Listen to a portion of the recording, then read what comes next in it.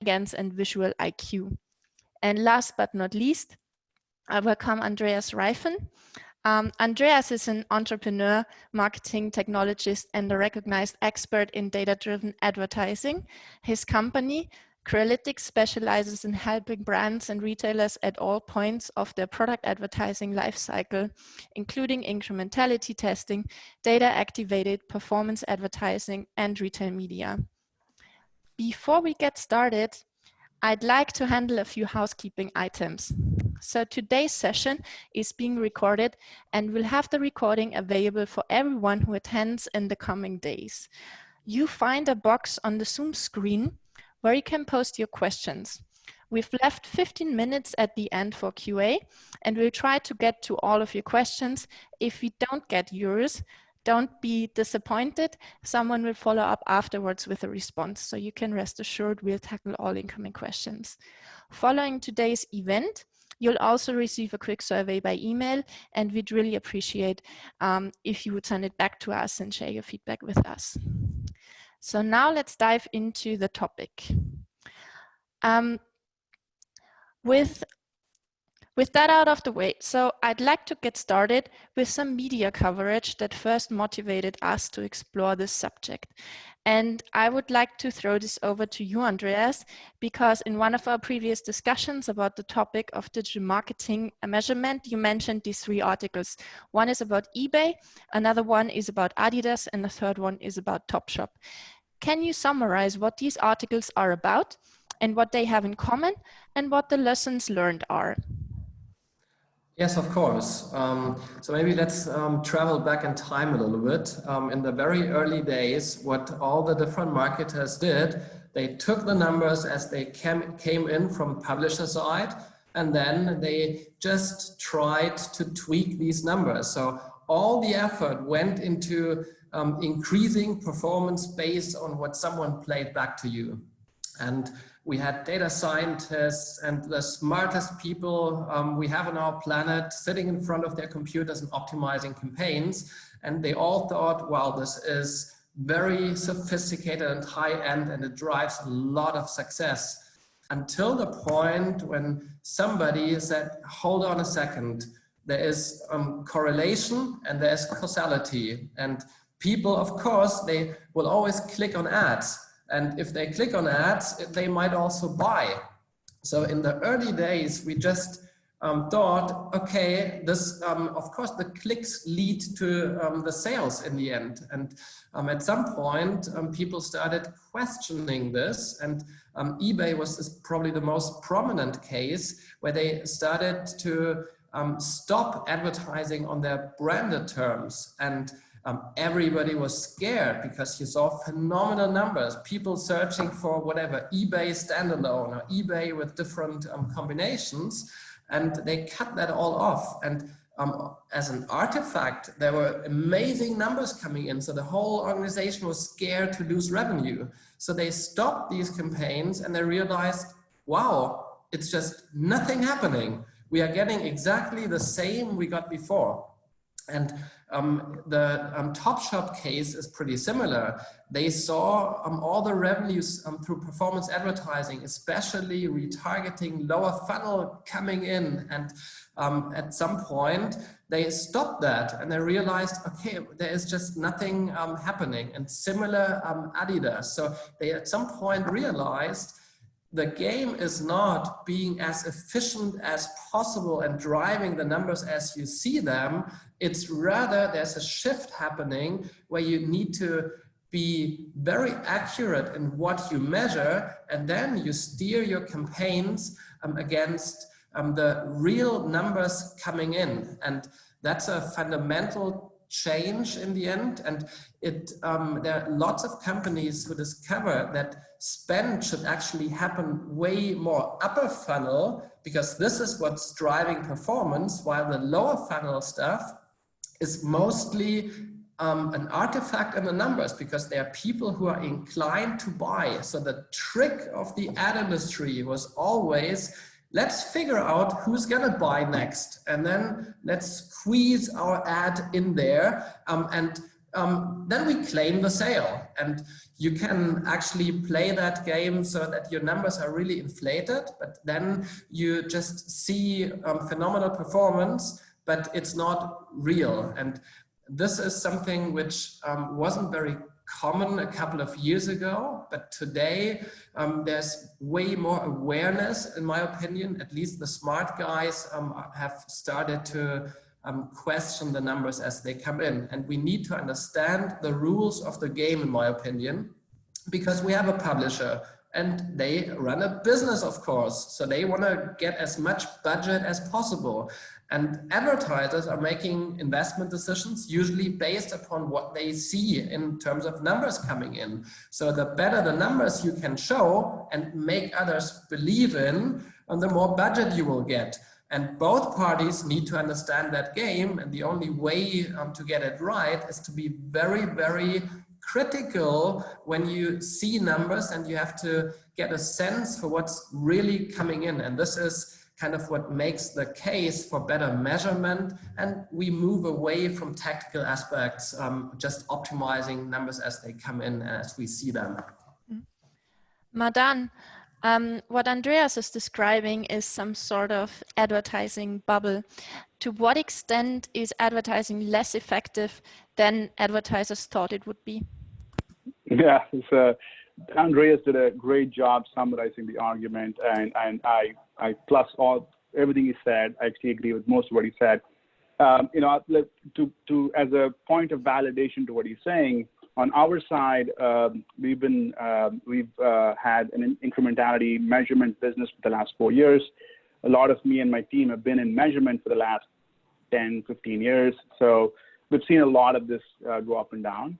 So from our experience, I'll tell you that if you just sum up all the publisher last click attribution totals, what Facebook is claiming as what they drove from a last click perspective, and Google and you know, OTT and affiliates and whatnot, a lot of times you'll see that the total number of conversions sum up to something like 150, 200, 250% of the total business, right? So it's clear that multiple publishers are claiming credit for the same conversions, and clearly publishers, what they claim as performance is what they really drive for their business, right? No question about that. This is what we call the duplication problem in measurement, but it's kind of prevalent across the board, no question about that. But I also want to make a slightly contrarian point here, which is that media actually works. It clearly does not work nearly as well as publishers claim it does, but it kind of works, you know, to some extent. It works somewhere between 1/10 of what publishers claim to about half of what they claim. It never works 100% of what they claim, right? It's somewhere between 10% to 50% is kind of what a rough number you can think of, right? Now, we've seen the total contribution of media for a brand. If you sum up the total contribution of all your media investments and what it drove for your top line, for a business like an Amex or an AT&T or a Verizon, giant businesses, it'll be small. It'll be like 3%, 4%, 5%. That's what media can drive for a $100 billion business. But if you look at a smaller brand, emerging DTC brands that are 30, 40, $50 million businesses, you know, media could drive north of 80% in contribution. So when we do all this, you know, dedupe all the conversions, apply incrementality, media still drives the big chunk of growth for the brand. But clearly, what to Andreas' point, you cannot take the publisher numbers as is. You have to apply incrementality on top of it, and then you can consume it for optimization. Then the picture looks entirely different, and you can absolutely get more bang for your buck and make your dollars work really, really stronger. But today, as things stand today, a lot of budgets are still allocated based on last click metrics. And therefore, investment is super concentrated on the lower part of the funnel, and a lot of it is wasteful. Mm-hmm. Daniel, you are representing here the advertiser side. Do you feel the industry is experiencing this sort of paradigm shift where advertisers tend to no longer rely on what the platforms provide in terms of data? I have to say, I wish everyone would be as passionate as Andreas was in his speech about retargeting and media problems in general. I don't necessarily see a paradigm shift. I have, at least not on a larger scale. Yeah, you see some advertisers that move into that direction. Generally speaking, more advanced advertisers with more experience. Yeah, but you see a lot of smart marketers building their own models. They're ahead of the curve, and we will see at one point probably a shift in that direction. I don't see that, and especially small and medium businesses, as Madan just pointed out, are still relying way too heavily on the publisher data. Yeah, and especially I see even challenges for companies that are ahead of the curve, because most of them build their models based on what they have learned over the last 10 years with Facebook and Google. So there's always a false positive. Madan. To add quickly to what Daniel just mentioned, there's a lot of time and effort going, for example, into, let's say, Amazon bidding solutions. There are dozens of providers out there, and what they do, and all of them, they take the numbers as they come in from Amazon, and then they claim, okay, we can improve these numbers by whatever, 20%. We are 20% better than the other algorithm. The problem is, if you don't know whether you get 100% of what you see, or maybe just a 2%, then everything is fundamentally wrong. So improving something which is not accurate in the first place by 20% is probably not the right, you don't invest your time and effort at the right point, and it won't move the needle. So compare advertiser A working with the best AI-driven bidding solution and advertiser B doing everything just manually, but has a solid understanding of what he truly gets. B will be way better than A. So it's not about being more efficient. I think in the future it needs to change. You have to better understand what you're truly getting, instead of trying to run faster and faster, but still into the wrong direction. Madan, assuming everybody would get the measurement game right, how would the digital advertising world look? So I assume there would be winners and losers on the publisher's side. What's your take on this? Yeah, I'm going to ask for a slide to be brought up. So I totally understand the question, but I would, the fault lines in the media world don't really fall along publishers, but they fall along the funnel. Is kind of where it falls right now. So even when you go to the next slide, 16 probably, even when you look at Google and Facebook, where you buy media from all the time, what actually happens is that you're not just buying Facebook, you're buying retargeting on Facebook. You're targeting your existing customers on Facebook. You're buying prospecting, which is lookalike audiences and broad audiences and interest targeting audiences on Facebook. That's kind of what you're actually buying. And the incrementality on each one of these audiences are very different, okay? The prospecting audiences are far more incremental, and the retargeting and the CRM audiences are far less incremental. In general, if you think of the funnel, the lower part of the funnel, the media that targets the lower part of the funnel, there are consumers with higher intent and therefore a higher baseline and therefore a lower incrementality. And if you go up in the funnel, they have lower intent and therefore lower sort of last touch conversion rates, but higher incrementality, right? So this is kind of a fundamental sort of truth about measurement today. So to your point, what would happen if everybody measured perfectly? If everybody measured perfectly, I would expect the investment goes up funnel. It goes from retargeting, from brand search, from CRM targeting into more, Facebook prospecting, more shopping, more OTT. Also, what we are finding is that as people learn more about measurement, is that the media doesn't work the same way for different customer segments. The media that works for new customer acquisition may be very different than what you serve for existing customers. Very often we find with retailers, especially retailers who've had a big catalog anchor, we spent a lot on catalog for the last 10, 20 years, we find that digital and social are better vehicles for new customer acquisition, but catalog continues to be a workhorse for existing customers, for example. So horses for courses, so to speak. So the fault lines are definitely along the funnel. And if you measure perfectly, the winners may still be Google and Facebook, but you might end up finding that you invest your dollars far more upper funnel in demand gen as opposed to lower funnel in retargeting and demand harvesting, I would say. Andreas, I think Madan brought up a very interesting point about understanding incrementality being key to measure successfully. Would you subscribe to this observation that this is key to fix fundamental problems in the industry? I guess you're muted. Sorry for that. I do. I think the fundamental problem we have here is that we tend to target people who are inclined to buy already. And these people convert at a very high rate. And if we just take these numbers for granted, everything which is at the bottom of the funnel will look amazing. And it seems to justify higher investments. However, what we do not see is that a lot of these sales we would have gotten anyway without even showing ads.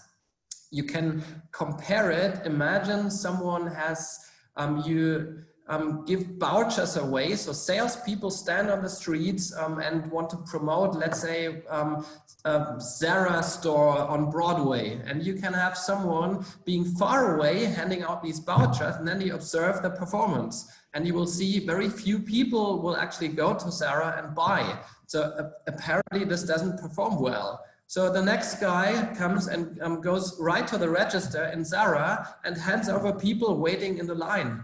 In this case, of course, they will all redeem their vouchers, but did this actually drive the sales? And it's very clear it wouldn't. And I think we need to figure out whether we should actually go after these people who are inclined, or what we are allowed to bid actually, what is the true value which comes in. And if we rely on the systems coming from the networks, it always incentivizes us, if we take a look at the numbers, to go lower funnel. And this is the change which needs to happen. What you're bringing up is the problem of what value do you attribute to certain touch points within the customer journey. And I think the topic of attribution is one that needs to be also discussed if we talk about incrementality.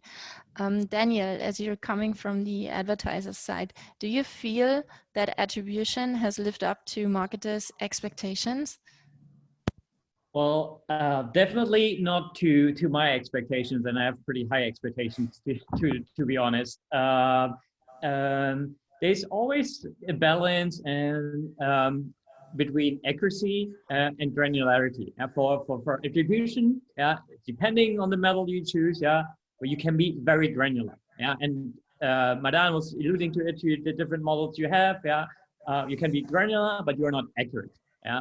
And if you look at incrementality, you cannot be as granular, which for me as a marketer is totally fine. But for me and my teams always has been accuracy #1 priority. And I think that's where the problem lies, that people lose themselves, if you will, in like going into the deepest grain, but not understanding the issue that Andreas was alluding to, is that we're looking at the wrong picture, and we're looking not at where is the sale actually coming from. Yeah, if you have someone miles away from the store handing out vouchers, yeah, that's having the incremental effect of additional sales, not the one that handing over coupons at the register.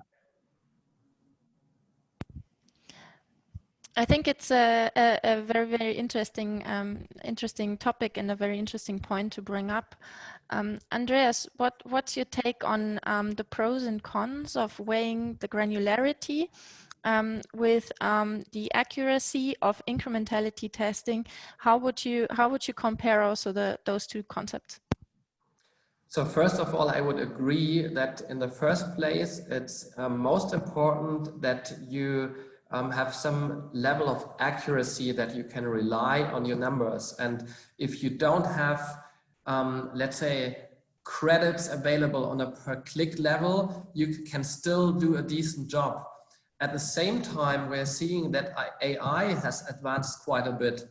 And if you take a look at Google TROAS, for example, it's doing a brilliant job taking credits into account. You push back on a per click level so that Google can actually make better decisions. So I do feel there is a need going forward where we bring these two concepts together. Ideally, we would have something which is accurate in terms of incrementality, but we still have a mechanism where we can push back values to each click which happened prior to a click while not distorting the whole picture. And we see, for example, that Google is reacting in a very, very good way to data activation in that sense, and they automatically move budgets along their customer journey. We can, for example, on the Google side, there are lots of limitations as well. For example, in Google Shopping, there's no way to exclude audiences. So we cannot say, let's just aim for very high ROAS if we target cart abandoners, because Google will just override it and see there are bids coming in from a different segment, so we can make some more money. So let's rather allocate that click to a different bucket and apply a different ROAS target. So it's hard to actually manage these low funnel segments towards the ROAS we would like to have. And one way to circumvent this is by pushing back the manipulated values on a per click level, so that Google actually is forced or automatically makes these decisions. And I think there's a way to go still, but that's probably where we will end up in a couple of years. I guess what also needs to be considered here is that how attribution traditionally got approached by tracking the value of touch points on a per click level is also going to get increasingly more different. There is big debates about the privacy related issues, and I don't want to go into too much detail, but I think we all observe how the regulations are changing. Madan, do you feel that attribution under these circumstances will still be feasible going forward? Yeah, so a good point that you're making here, but I would say that attribution, two flavors of attribution: third-party attribution and first-party attribution. Okay, third-party attribution driven by third-party cookies like DoubleClick and third-party vendors in general, that's either dead or almost dead, right? It's pretty much on the way out. First-party attribution, on the other hand, is actually pretty strong. Now, as an example, if you take the Facebook last touch results that they present to you, is a first-party attributed result. What's happening is that they know exactly what content they're serving to you because it's a logged-in environment. You're inside the Facebook app or inside the browser. You're logged in. You're consuming content as a Facebook ID, not as an anonymous cookie. And when you convert, the attribution happens back to your Facebook ID. Right? They have the strongest device graph on the planet. There's no question that it's going to have the best resolution in providing first-party attribution. No question about that. You can make the same argument about matchback reporting on catalog or first-party, any other first-party attribution, like even Google for that matter. So that's going to live on. At least my opinion is that's going to live on. But there's a point to be understood that if you go back to 2000, 2001, 2002, attribution was equal to measurement, right? It was basically a direct substitute for measurement. Today, attribution is only tracking. It's not measurement anymore. You have to marry incrementality testing to attribution. You combine them both, you end up with marketing measurement. Otherwise, you end up with just tracking. So all you're doing is tracking publishers who were in the path of a conversion, who might have influenced the conversion, but clearly did not drive the conversion. There's a lot of factors that came together to drive it. And for you to understand that, today the most reliable way to do that is incrementality testing. So our recommendation to marketers would be to use first-party attribution, use Facebook attribution, Google attribution, use their results as is, okay? But marry it with incrementality testing, and you combine them both together, you end up with incremental metrics, incremental CPA, incremental ROAS, and the rest of the process can follow as is. Once you have, let's say, for example, all search marketers out there, it's trivial for you to understand how much to bid on a keyword based on your conversion rate. You give a conversion rate, you have a target CPA, it translates to a very clean bid, right? Now, if you have a conversion rate, there's an assumption that the conversion rate is 100% incremental today. Now, if it's only 50% incremental, you just take the 50% incremental conversion rate, multiply your target ROAS or target CPA, you get the same bid again, right? It's kind of trivial from that perspective to approach incrementality-based bidding, right? The challenge though is to understand now what should your target CPA be, because you used to have a different target, now it's a different target. How do you set it, whatnot? And we have some thoughts about that we can share, but you know, that's the challenge for marketers today. But the real key takeaway that I'd say is definitely test and take the results from the testing, use that as your causal metric. Don't take the publisher metrics coming out of the box. Those are just tracking metrics to tell you how many conversions they saw in their funnel. I mean, it brings I guess three concepts now to the table. There is the attribution concept, there is incrementality, and there is also first-party data activation. There is a very interesting paper out there which outlines a way how to also combine these three elements. Andreas, I know you're familiar with the paper. Would you briefly outline it and also explain a bit if you feel this is already in the marketer's toolbox at this point of time? So first of all, I don't feel that this is something anybody is doing at this point of time. I do find that the concept itself makes a lot of sense because ultimately we're talking about very similar things. What we want to have is we want to be able to measure as accurately as possible. Ideally, we would like to activate the data. So we would like to put it back to the click level. Why do we want it there? Because biddable media needs to understand what the value per click is and then bid accordingly. If we just test for incrementality, there will be segments which within the segments have different incrementality coefficients. So if you have, let's say, non-brand Google Shopping, that's a pretty large bucket, and there are people who are highly incremental, clicks which are highly incremental, and clicks which have a lower incrementality. And now we can act or operate with some average, but there's definitely more potential in there. And the problem in my opinion, is that we struggle testing very tiny little segments. We can't have in non-brand Google Shopping like 50 segments which we constantly test for incrementality. It's just not feasible. So there should ideally be ways to match the incrementality we measure on the segments we can measure, but still activate the data. And the paper is making a case for it. For example, there are things like people who have seen one ad already, they don't receive the same credits on the subsequent clicks on ads because they already consumed one and they assume that incrementality will go further down. I think the whole privacy discussion makes things a bit more complicated. We don't see all the data anymore, and it's not gonna get easier, but still we do see when we do first-party attribution still a considerable amount of data. So there should be ways to actually inform biddable media systems in a still better way. Otherwise, our game would be very boring. There's definitely still some room for further improvement. So I do like the concept, but we are definitely not there yet. Now we've tackled some conceptual problems. I think we'll come back to some practical problems as well.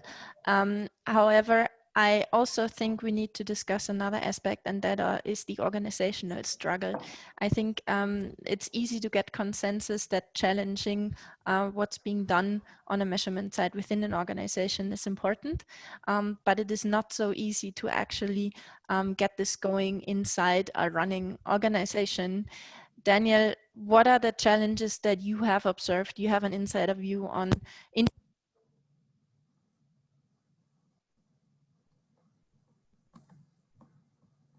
think lost you, Irene, but I hope everyone else hears me. Yeah, no, I don't. Okay. We have a slide for that. I believe it's slide 12 that talks about that. So you have two channels to say. So you have always technology and practice. Yeah, Mardan and team, they cover all the technology and they're doing an awesome job with that. But there's also the practicality of it. Yeah, so who is managing that project internally? And even more important, how you sell that internally.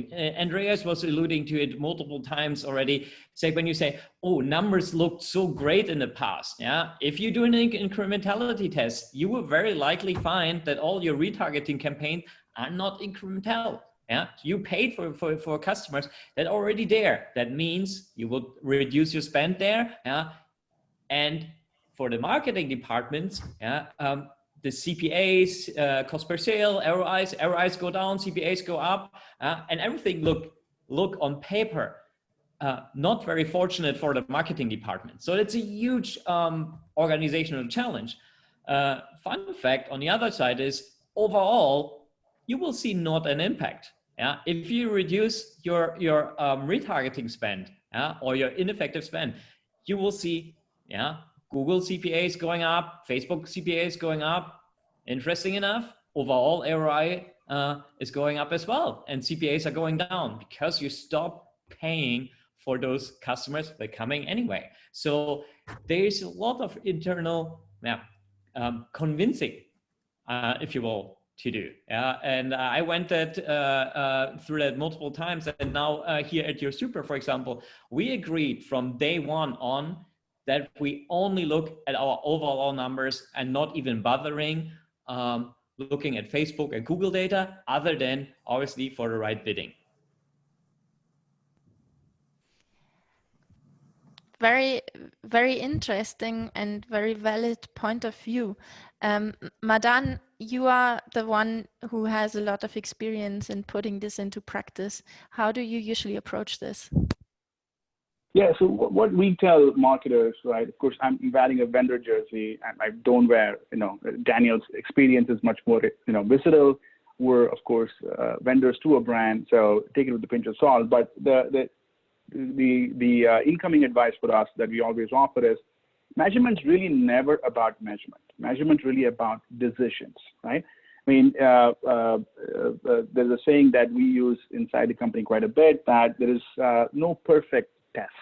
There's only useful tests and useless tests, right? So you're really trying to use testing and measurement as a way to make better decisions. That's really the goal. So when you go into an organization, the key is to understand what decision matrix that you have, and that measurement's really going to have an effect. So if you want to have a measurement project, like an incrementality project or a testing project, take off in the company, first thing to do is have a pretty good sense for your objective.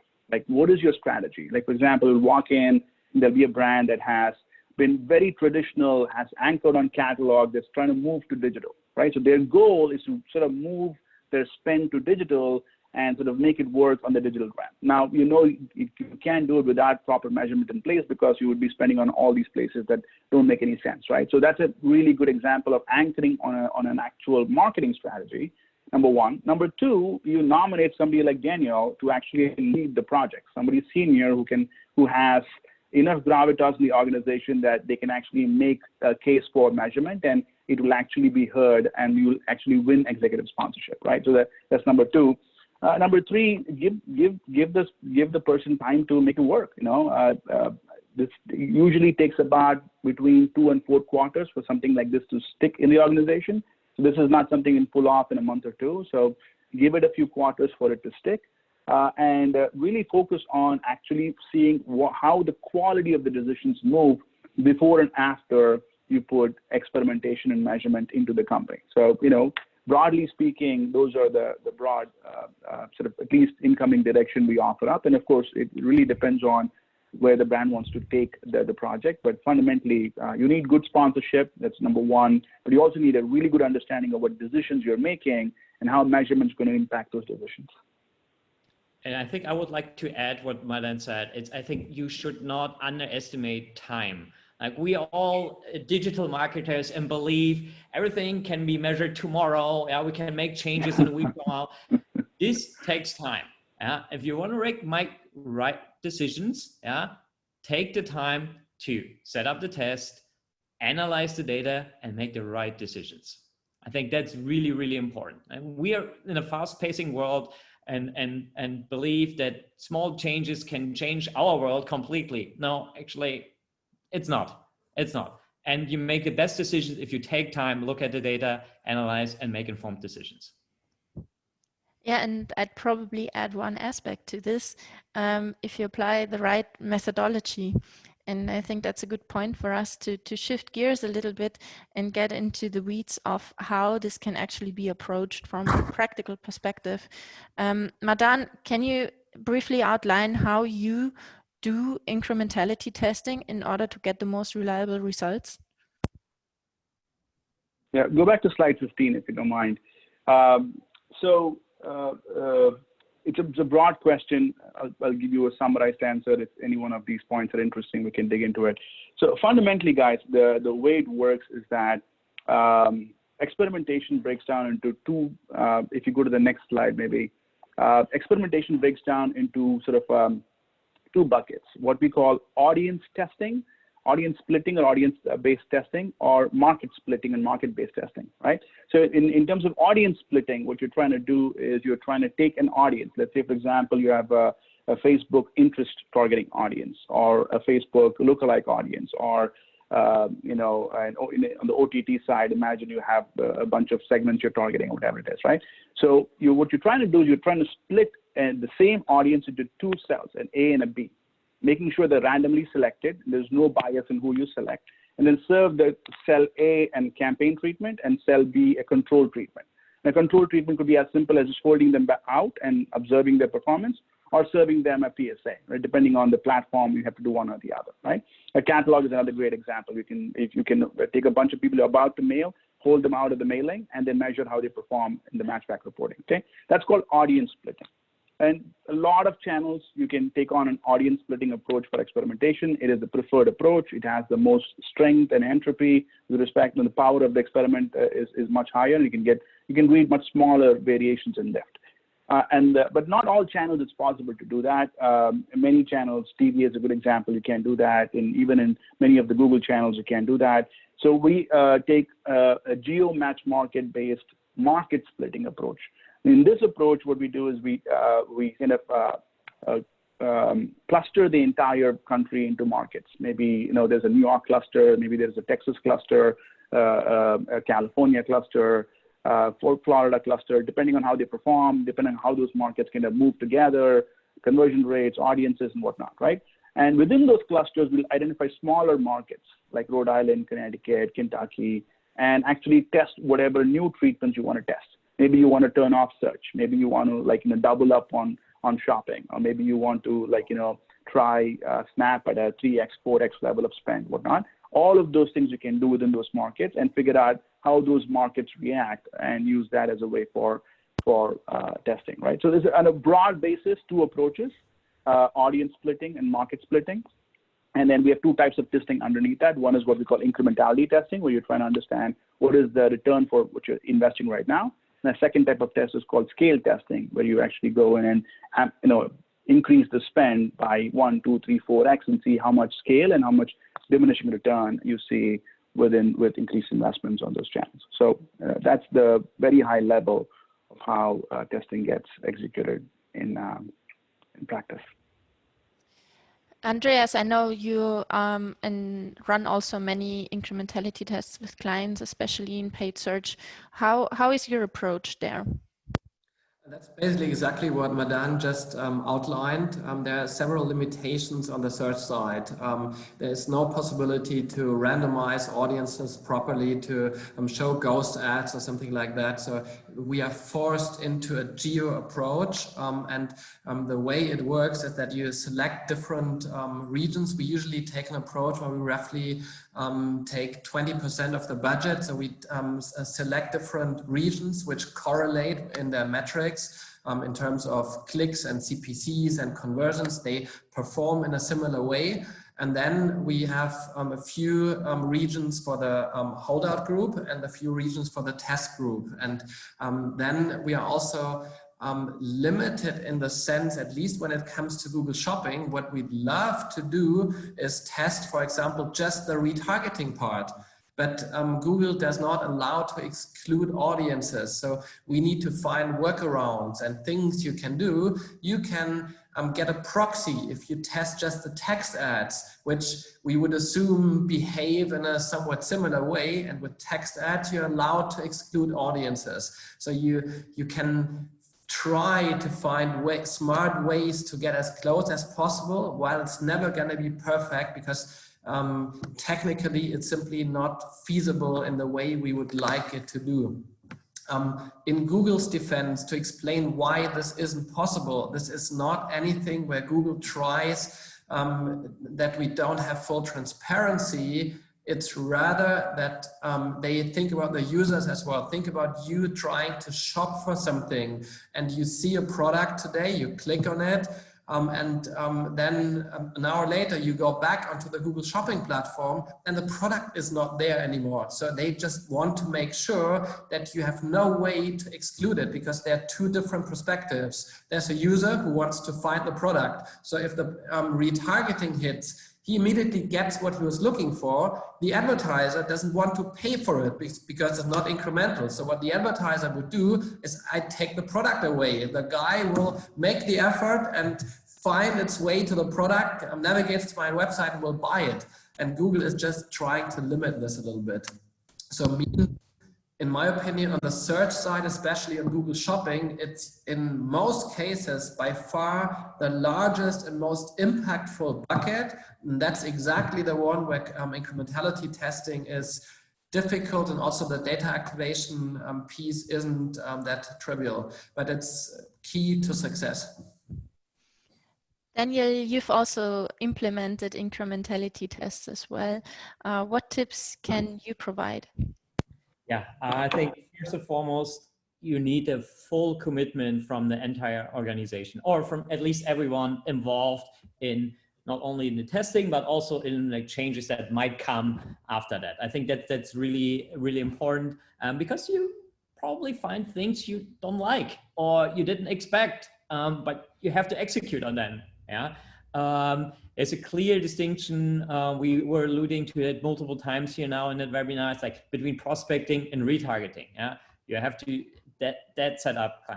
I personally also want to distinguish between, are we doing it internally or with an external third party? I'm leaning more at external third parties, because if I saw it so many times, if you build something internally, you build it with a bias. Yeah, you build something you want to wish the outcome is. Yeah, you don't want to have an outcome that all of a sudden your CPAs double. Yeah, so I want to reduce. I personally want to reduce the internal bias. Yeah, work with an external vendor, and last but not least, have a clear decision metrics, yeah, and a learning agenda for experimentation. I think especially when it comes to decision metrics, as I alluded to at the beginning, is that there were things you will learn you probably did not expect, especially if you have relied heavily on Facebook and Google data. You will learn, oh my God, things didn't work out as we expected. So what are the next steps? Where are we investing? Do we have the right setup in our organization? And so on and so forth. Fantastic. I will now start picking up some questions that we've already received from our audience. And the first question is actually a pretty tough one in my opinion, but I love it. So somebody asked, how does one parse out causality and attribution modeling with incrementality changes? Because machine learning models mostly react to strong signals and correlations on lower funnels. When experimenting with upper funnel, where does one get those strong signals? Yeah, so I'll take a first swing at this. Andreas, Daniel, feel free to jump in. So there is a class of experiments that we call always-on experiments. Like our Facebook approach is an always-on approach for experimentation, where we're always testing in the background, okay? So for example, if the use case is the machine learning picked up a new signal a new creative or a new sort of new audience cluster that is pretty strong intent. It identifies those clusters, serves them creatives, and the last touch metrics are through the roof. And you could have two perspectives on this. One, either they had a low intent the low baseline to begin with. None of those people are bought anyway, so the baseline is low. The incrementality continues to be high. Okay, another use case would be they just found a bunch of audiences that behave like retargeting. The intent's actually high because they're being targeted elsewhere, right? Now, if you have an always-on experiment, what it will do is the baseline for those audiences also will go up. The incrementality will shrink. And so it'll automatically sort of report out what the incremental ROAS, CPA, conversion rate metrics are. And you can just focus on optimizing to the incremental metrics, and the rest of the stuff will just fall into place. So that's an example of an always-on experiment where something like this would automatically get sort of accounted for. Let me pause right there. Madan, I have a question from my side out of curiosity, because we couldn't solve that yet. What do you do with seasonality impacts? Because, for example, we had one client and they realized, okay, on whatever Black Friday, we get lots of people who just tend to buy once and then never come back. So does mentality change over time? Because this makes things way more complex. Yeah, it absolutely changes over time. There's actually a slide I'm going to show you. It's not exactly the point I wanted to make, but go to slide number 2, Mark. Incrementality, actually has an inverse relationship to conversion rate, typically. I mean, because as you go lower funnel, the conversion rate, the last touch conversion rate goes up. And because there is inbuilt intent, the incrementality actually goes down. So here's an example where this is actually CRM house file segments, but this is by recency, the conversion rate. You can see the gray line over there. The response rate goes down with recency. But look at incrementality, the orange line. It goes up as the conversion rate goes down. This is very common, by the way. We see it across the board. We see it there's an example of prospecting retargeting. Within retargeting, we'll see that different segments within retargeting will look like this. CRM looks like this. So, and it won't be perfect, but this is kind of the patterns that we observe all the time. The question always comes down to, how do I now, do I optimize for incrementality? Do I optimize for conversion rate? Well, you optimize for the incremental conversion rate, or the incremental CPA, the incremental ROAS. And you can see the next graph on the bottom, the green line represents the incremental ROAS. So that now combines the last touch conversion rates with the incrementality measured. Now you end up with essentially the same metrics in incremental terms, which you can then use to optimize. Sorry, I lost track of the question. What was the question, Andreas? I guess. How do you tackle this, that incrementality coefficients actually change over time? And with seasonality. Change in short time frames even. Yeah, that's a good question. So seasonality, what happens is in this always-on experimentation framework we talked about, what will happen, we typically see during holiday time, the overall conversion rates all pick up because everybody's buying, but actually baseline also picks up with it. So incrementality actually goes down most of the time. But if you combine incrementality and the conversion rate, it's still worth investing, but it doesn't look nearly as good in incremental terms as it looks in last touch terms, right? Number one. Number two, different media tactics respond differently during seasonality. Like for example, retargeting, tanks during high promotion times, during seasonality, during like holiday seasons and whatnot. It almost goes to 50%, 70% of what it was originally incrementality. So it may go from 12-15% incrementality to like literally like 5-6% incrementality on retargeting. And prospecting also comes down, but does not come down as much. So typically what happens during holiday periods and promotional periods is that your investment thesis will flip. It'll become a lot more prospecting, almost no retargeting, because the promotions and the seasonality is doing the work for you. You don't have to go and like chase people around the internet to sell them stuff. You just have to bring them to the site and let the product do the job. Go ahead, Daniel. Just because you just were covering that, especially like retargeting campaigns. And I remember when you and I are talking time in March and April, you saw a significant dip in retargeting performance. Maybe that's also interesting for the audience to hear. I think that's quite interesting to share. Yeah, during COVID times, we found very interesting insights. Of course, retail really got hammered. Everybody knows that. There's no secret. But e-com actually did really well. I mean, across the board, minus clients who had retail exposure, they struggled to invest in e-com. But people who did, it just took off.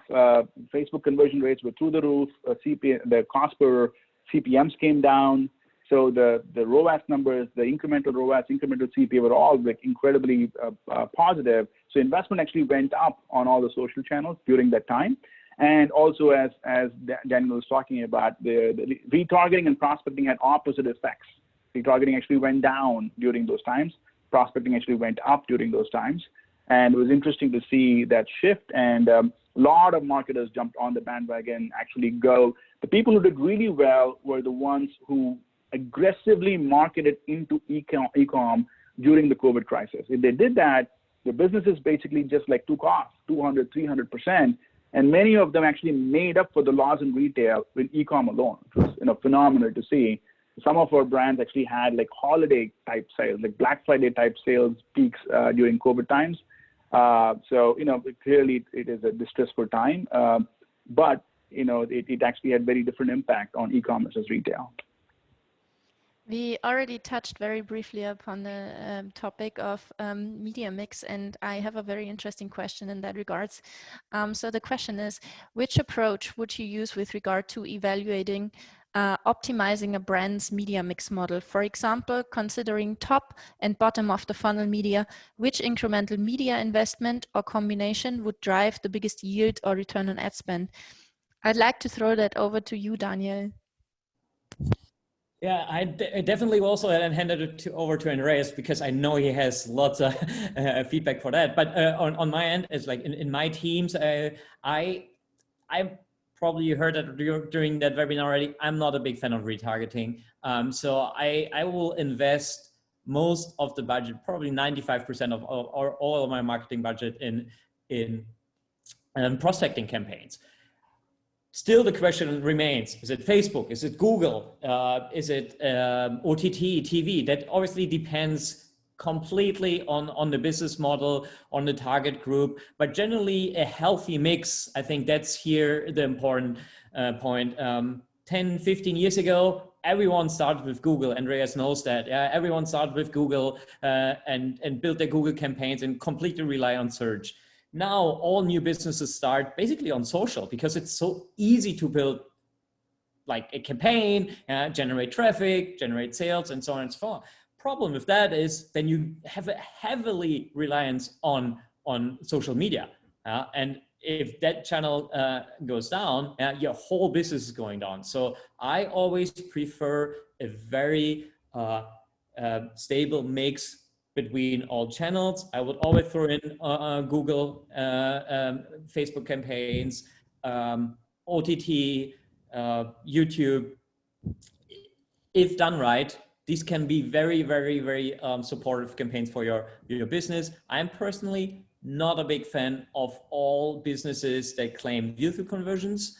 I haven't seen incrementality with that. But other than that, an as balanced as possible media mix, I would say, and you have to work with Facebook, you have to work with Google, and then if you throw in YouTube and obviously shopping and OTT or TV, depending on your target group, I think you're very, very well covered.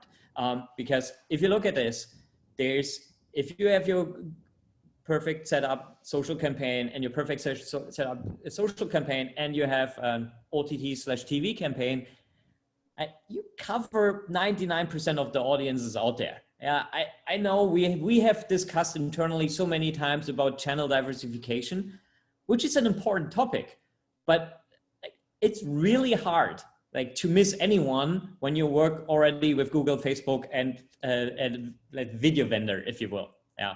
Be it TV or OTT. But I know Andreas also has an opinion on that. For sure he has. However, I have a question that he will love even more.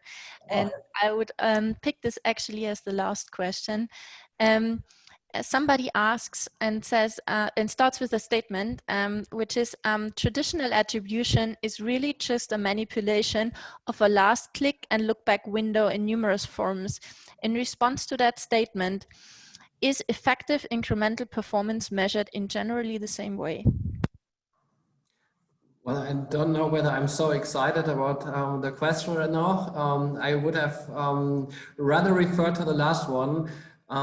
Maybe let me try both, because I wanted to chime in on the previous question as well. So I think my answer is a little bit more boring, because I would just follow a pure data-driven approach. Means test all your different channels for incrementality, test within channels different segments, and get a sense for example, divide by prospecting and retargeting, and then manage these channels just towards their incremental KPIs. I would recommend to not just take revenue into account, but rather a KPI which is a little bit more comprehensive, like new customer acquisition, customer lifetime value could be funneled in, and then activate the data and let biddable media take care of the rest. And then you arrive to some outcome which is based upon the numbers you see, and not based upon whatever,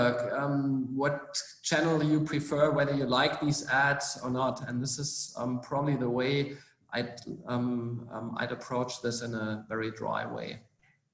The second question, I mean, attribution is simply, there are credits from a sale. And now what I do, I assume that each of the clicks needs to receive some credits. So, and then I can apply time decay models or bathtub or whatsoever to assign these credits. The point here is that we don't know whether we need to assign all the credits to the different touch points. If they were all retargeting and it turns out the incremental impact is just 5%, then this is just not the right thing to do. And Madan said it initially, if you generate $1 billion in annual sales and your attribution tells you that there are 2.5 billion, you know, this is definitely not the right approach and something is wrong.